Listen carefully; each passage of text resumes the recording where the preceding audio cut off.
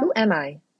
It's a question I've been asking my whole 35 years of life on this earth, but it's not without lack of effort to figure it out.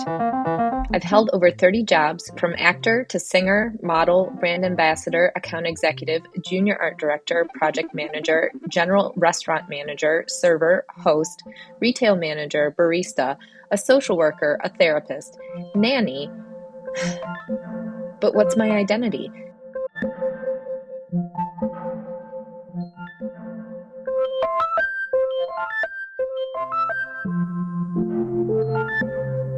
I was born 9 pounds 8 ounces on July 23, 1986, during a thunderstorm at 7:43 a.m. I was 23 inches long and had a 3-inch foot. I was so big that I smiled and lifted my head on the first day I was born. My father's Sadovsky side of the family is from Minsk, Belarus. My great-grandfather was a tailor in Belarus. Times were so hard in the early 1900s that he had to sell wood that fell from passing trains to make ends meet. At age 19, my great-grandfather immigrated to St. John, New Brunswick with his cousin, who moved to Boston shortly thereafter. My great-grandmother, who was 16, immigrated after receiving financial support from my great-grandfather. They survived the 1918 Spanish flu pandemic by eating raw garlic and wearing it around their necks. None of my grandfather's family got the Spanish flu. My great-grandmother was a rum runner, accepting deliveries of liquor from the port of St. John, hid them in her home, and then delivered them to Boston.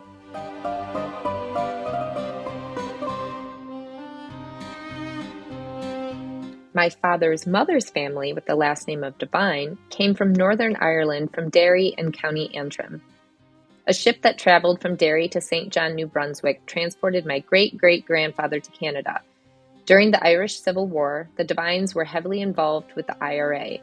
One Devine was buried because he went on a hunger strike during the war, in protest. The Devines also have a reputation for hard drinking and hard fighting. Her mother's side also came from Northern Ireland, but had the names of Hines and McNaught. My great-grandfather on this side was a horse trader, bringing horses from the west to New Brunswick. He later had a taxi service. My great-grandmother was involved in Canadian politics and was said to be a little Spitfire. Both my grandfather and grandmother on my father's side served in the Second World War as medics. My grandmother was 21 years old, and her first night was the night of the invasion. She had 100 German prisoners of war on her ward and carried a little pistol for protection. My grandfather helped establish the public healthcare system in Hearst, Ontario, Canada, and then moved his family to Bloomfield Hills, Michigan. My father was the eldest boy of 5 children. He was named after his father in hopes he would become a doctor, but my father had a passion for music. Self-taught, he was already recognized in his early teens for his talent. My father enlisted in the Navy when he was 19. My father absolutely hated his time in the Navy and was happily discharged for the challenges he ignited with the officers regarding civil rights and the active segregation that was happening in the barracks. The challenges that were most concerning were his disregard for segregation in the barracks, as he would often socialize and play music with anyone, regardless of the color of their skin. My father was active in civil rights, attending the March in Washington and other protests for equal rights. My mother's family began in Croatia.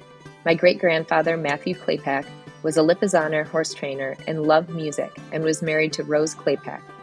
My other great-grandfather, George Gryjak, raised roses and was a gardener. He also owned and operated Gryjak's Place in Hamtramck, Michigan. My grandfather Steve and my grandmother Stephanie were born in Croatia and immigrated with their families to Michigan. My grandmother loved playing cello and was active in the city symphony. My grandfather worked as a tool and die man for Chevrolet for 42 years. He loved baseball. He loved creating lamps, clocks, and other mechanical objects. If he didn't have a tool for a project he was doing, he would build the tool to complete the project.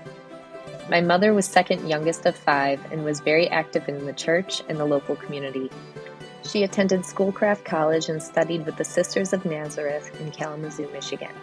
Instead of pursuing a life in the convent, my mother decided to complete her degree in biology and worked in cancer research.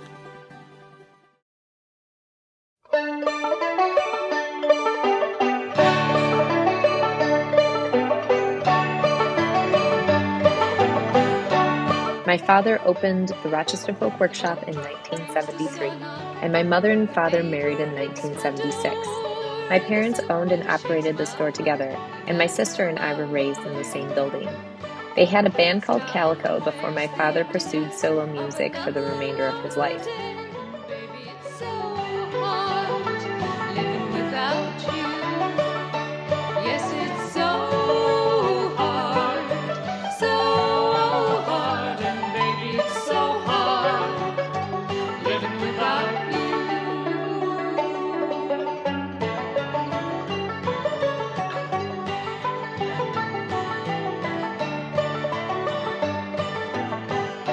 He was the National Canadian Grand Champion of Banjo for most of the 70s until they made him a judge for the competition.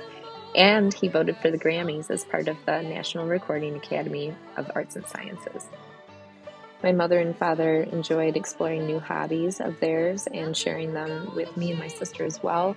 My father loved photography and kayaking. He also loved barbecuing and smoking meats, creating his own dry rubs and different sauces. My mom is a certified advanced master gardener and loves attending to her garden. Her garden is still beautiful today. At one point, she had over 22 different varieties of roses. Both of my parents encouraged my sister and I to really dive into our interests and explore things that turned our minds on. And because of that, I was able to play from anything from Barbies to Hot Wheels to bows and arrows to nail polish and makeup, and explore anything and everything that I wanted to. I was also able to live in a music store completely surrounded by music 24/7. Whether it was at night when my dad was recording, my mom was doing the dishes and singing, or my dad was teaching a new student in the store, there was music always around me. I think from both sides of my family, I've received a lot of fortitude and courage to do what's right and stick up for what's right. I think I've also learned to speak my mind and have courage in my words and my feelings and my beliefs. I know that we have so much resilience in our family, and that's exemplified in my entire life. I would not be the strong person I am today if it weren't from the strength that my family has had in the past. My creativity is absolutely inspired by my family as well. And one of the biggest things is that they never told me no. No matter what I wanted to explore, they were eager to explore it with me. I'm so lucky to have that experience. Even though I've done so much and it's taken my journey a lot to get to the point where I am right now, I was at least able to explore all the different facets of me. And I'm still excited to explore what's left, because I know there's so much more to me that I haven't even tapped into yet, and that's so exciting.